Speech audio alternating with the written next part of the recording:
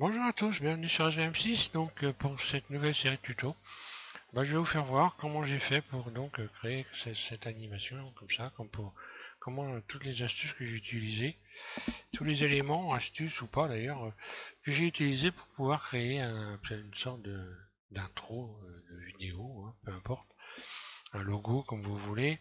Donc ce qui va être intéressant, c'est de s'amuser avec du texte comme je l'ai fait là. Alors pour commencer, pour ce premier tuto, de cette petite série d'animations de texte, on va déjà mettre un texte en mouvement sur une courbe de Bézier en utilisant un modificateur, donc un modificateur qu'on va trouver ici, hein, je vous décris la scène, voilà. Un modificateur qu'on va trouver ici, on va utiliser donc le modificateur courbe et on va commencer cette première animation là. Donc je passe sur une autre fenêtre et je vous explique tout ça. Voilà. Donc je vais rajouter un texte, première chose, hein. Je vais mettre un texte, voilà, je vais dans cette fenêtre ici, donc créer, puis ensuite texte, un clic gauche, le texte apparaît au centre ici, je vais remettre le texte debout, puisque là il est couché à plat sur la scène, rotation R, X 90, et j'emmène mon texte en mode Edit, Tab, je supprime le texte et je vais taper à la place SVM6. Voilà, je prends ce texte là, un peu logique. Je reviens en mode objet, j'ai mon texte, et mon texte maintenant je vais pouvoir créer un chemin pour l'animer. Un chemin tout déformé, il va suivre le chemin. Donc je vais rajouter un nouvel élément en allant ici ajouter donc courbe et tout en haut ici Bézier. Un clic gauche. Donc ma courbe de Bézier elle est bien positionnée au centre ici de la scène, hein. Je l'emmène en mode edit, tab, et je vais pouvoir me mettre en vue 1 et commencer à déplacer les éléments en les attrapant. Je peux attraper donc la poignée qui est ici, hein. Donc là sur les courbes de Bézier, on peut comme ça déplacer les éléments. On peut utiliser les poignées comme ceci.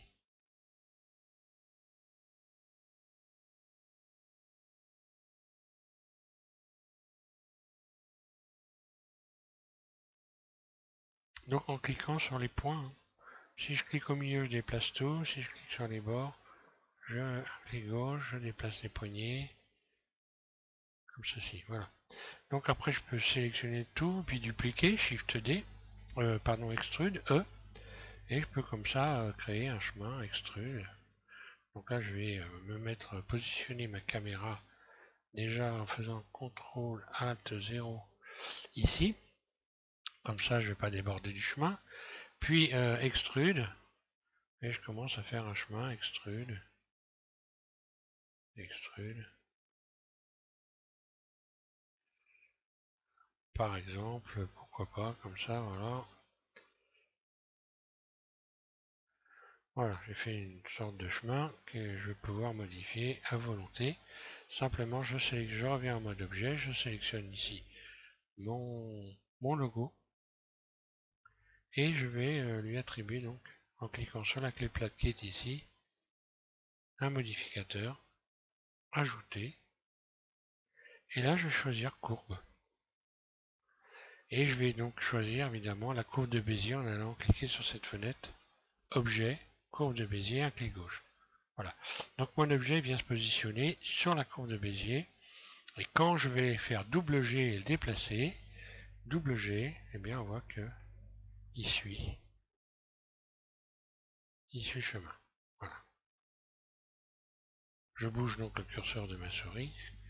Voilà ce qui se passe. Si je mets sur X- double G,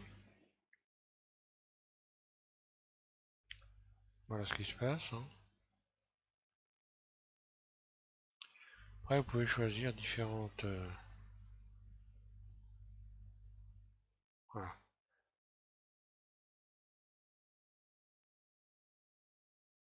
Là, il s'écarte un petit peu. Je ne sais pas pourquoi exactement, mais bon. Peu importe, c'est pas très grave. Oui, ma courbe est bien droite, 0, voilà. Donc maintenant, quand quand je vais animer mon texte, je sélectionne mon texte. Admettons que je pars ici sur le début, la timeline ici. Je vais enclencher l'enregistrement ici. Un clic gauche, donc c'est record. Hein. Ici vous avez donc ça vient de s'éclairer en bleu, hein. Ça a changé de couleur. Et donc je clique sur le manipulateur, un clic gauche ici pour enclencher une image clé ici qui est venue se positionner. Puis je vais aller au bout par exemple, hein, et je vais faire double G ou G, et puis je déplace mon texte, je vais l'amener au bout ici, voilà. Par exemple, un clic gauche là. Ce qui fait que maintenant, quand je vais enclencher la lecture, voilà ce qui se passe. Mon texte va suivre son chemin. Voilà. Ok.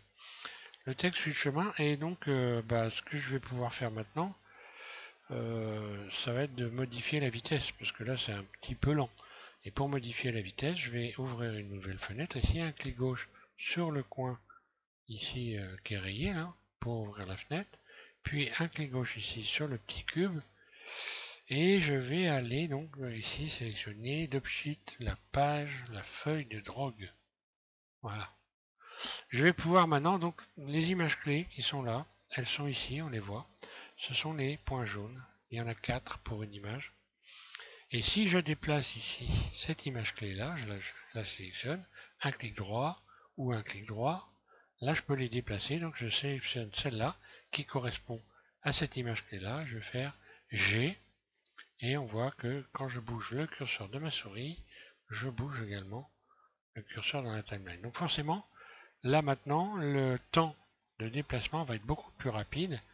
Quand je vais donc réduire la fin de la vidéo, parce que la fin de la vidéo était à 250 images maintenant, je vais la ramener à moins que ça, et je vais enclencher la lecture, et vous voyez que le texte, lui, va beaucoup plus vite. Il va beaucoup plus vite et il a un ralentissement au début, il part doucement, il accélère et il ralentit vers la fin. Donc pour retirer cet effet-là, pour ceux qui ne veulent pas garder cet effet-là, vous mettez votre curseur de souris dans cette fenêtre-là, vous faites T, et vous allez sélectionner ici linéaire, un clic gauche, et là, on n'a plus de ralentissement. On peut par exemple sélectionner également T ici, élastique. Alors, on va voir ce qui va se passer, regardez. Alors là, il faut que je sélectionne les deux.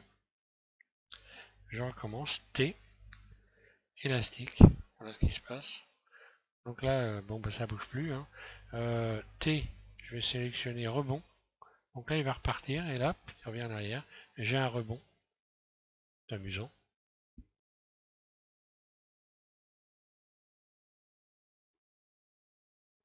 Voilà, donc à partir de cette fenêtre T, là, on peut sélectionner les éléments et aller vous amuser. N'hésitez pas à cliquer dedans pour voir les réactions. Ici, je vais avoir un effet de retour en arrière. Un simple effet de retour en arrière, là, voilà. Et là, donc je vais mettre un rebond, voilà, j'ai un rebond ici. Ok, donc pas pour cette première partie. Alors bon, après je peux quand même on continuer avec ce texte-là. Comme le texte, je ne l'ai pas transformé en objet, hein. Je l'ai gardé donc en courbe de Bézier, puisque ce sont des courbes de Bézier, un texte.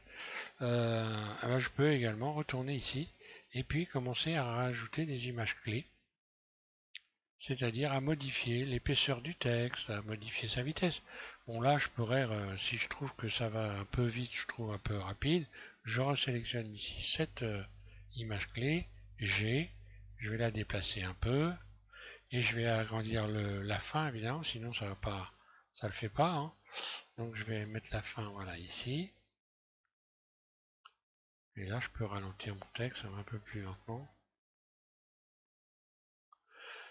Donc bon, il faut quand même avoir du rythme, alors je vais garder ça. Alors après, on peut rajouter plein de trucs dessus, vous verrez dans les prochains tutos, on va rajouter d'autres éléments, d'autres types d'animation.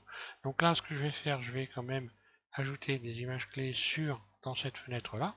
Alors dans cette fenêtre-là, on a la possibilité de modifier le texte. Alors le texte, je vais couper ici l'enregistrement, ça m'évitera d'avoir des clés pour rien. Donc le texte, je vais le remettre au bon endroit pour qu'on voit bien, voilà. Voilà. Donc là, le texte, à partir de cette fenêtre-là, je peux modifier la profondeur. Ça donne. Décalage. Donc là, pas rien de terrible. Je vais remettre à 0. Je peux modifier l'épaisseur. Extrude. Je peux également ici cisailler. Je le fais pencher à droite, à gauche, à droite, à gauche. C'est pour le pencher. Hein. Si je mets 0, ben voilà. Hein. La taille, je peux modifier la taille. Qui peut être amusant éventuellement. Donc là, on voit que quand je modifie les éléments, le texte reste bien toujours. Garde sa fonction de suivre, d'être déformé par la courbe de Bézier ici. Alors, taille, donc je vais revenir à la taille normale. Et donc là, sur ces fenêtres-là, ben, je peux rajouter des images clés. Alors j'ai gardé le texte. Hein. Ici, évidemment, on peut aller chercher d'autres polices de texte en cliquant ici. Hein. Vous allez tomber sur toutes les polices de texte. Alors on peut les voir en cliquant ici sur cette icône-là. Hein, vous allez dans les polices de texte de votre système. Hein, donc il faut choisir ici, en fait, Windows, Font. Dans Windows Font, vous avez toutes vos polices de texte. Hein. Le fichier s'appelle Font, F-O-N-T-S. Voilà. Et il se situe dans le dossier de Windows, donc du pavillon C.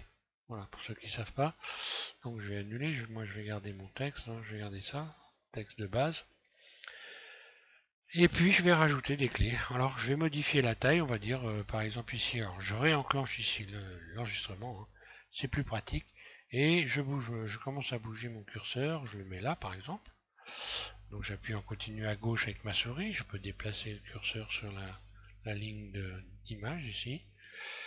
Et puis je vais donc modifier ici la taille en faisant un clic droit, insérer une clé.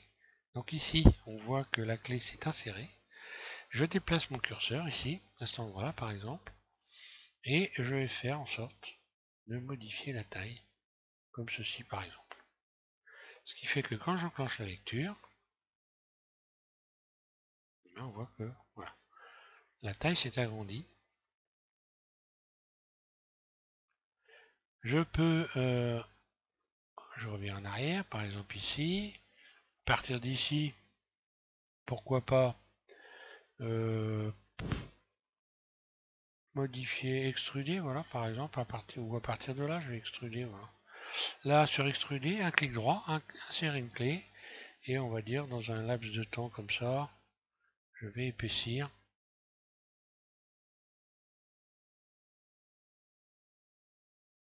Je vais épaissir mon texte, donc là on voit qu'il va s'épaissir. Voilà. Par exemple, de cet endroit-là jusqu'à la fin, je vais pouvoir modifier la profondeur. Allez, un clic droit sur profondeur. Donc là, j'ai inséré une image clé, puis jusqu'au bout, voilà. Et on va dire que là, je modifie la profondeur. Puis ici, je reviens à une profondeur normale. Puis par exemple, je pourrais à partir d'ici modifier la taille. Donc là, je vais réinsérer une image clé et revenir ici un peu en arrière, un peu en avant, réduire la taille par exemple. On va voir ce que ça va donner. J'enclenche la lecture. Voilà. Et hop, la taille se réduit. Donc il ne faut pas hésiter à s'amuser avec les clés.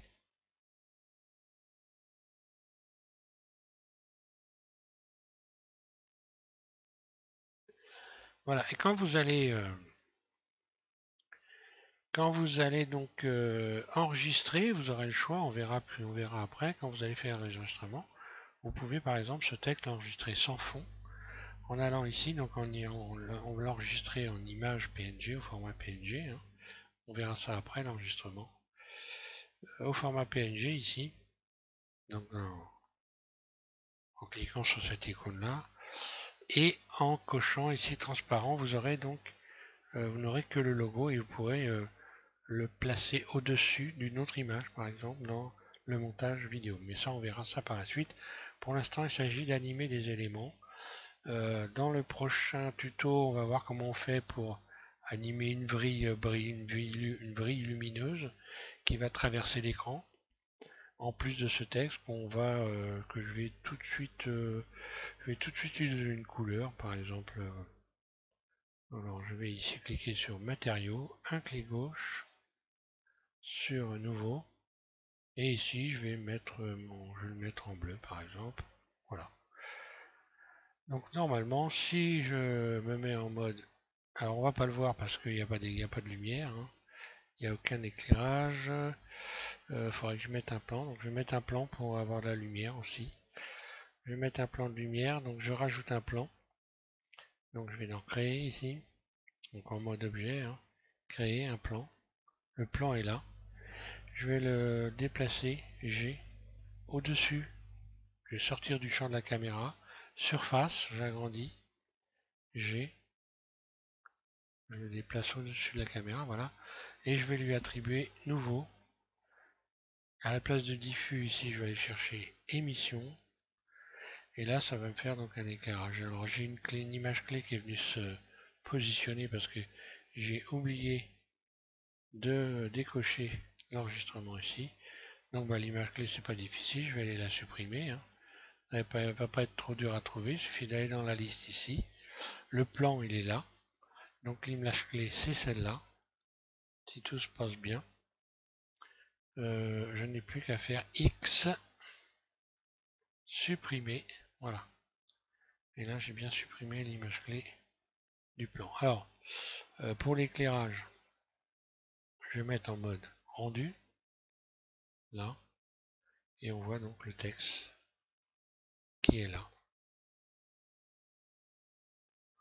Voilà, je peux soit l'éclairer plus, soit l'éclairer moins, voilà. Et j'enclenche la lecture. Donc ça rame, hein, c'est normal, faut pas vous inquiéter, c'est simplement dû au fait que votre machine n'a pas le temps de calculer, puisque là on est en mode de rendu direct, hein, c'est comme si ce qu'on verra, c'est ce que vous verrez quand vous ferez le rendu de votre vidéo. Et on rajoutera du texte, on va mettre des tourbillons de lumière et tout ça, voilà. Le plan là, je vais un peu le bouger, le remonter un peu, voilà, pour le sortir du champ de la caméra. Voilà pour ce premier tuto. Et ben je vous invite à continuer avec donc ça va être le numéro 1 que je vais appeler la série animation de texte, numéro 1 et puis numéro 2 et ainsi de suite. Voilà. Merci à tous de suivre SVM6.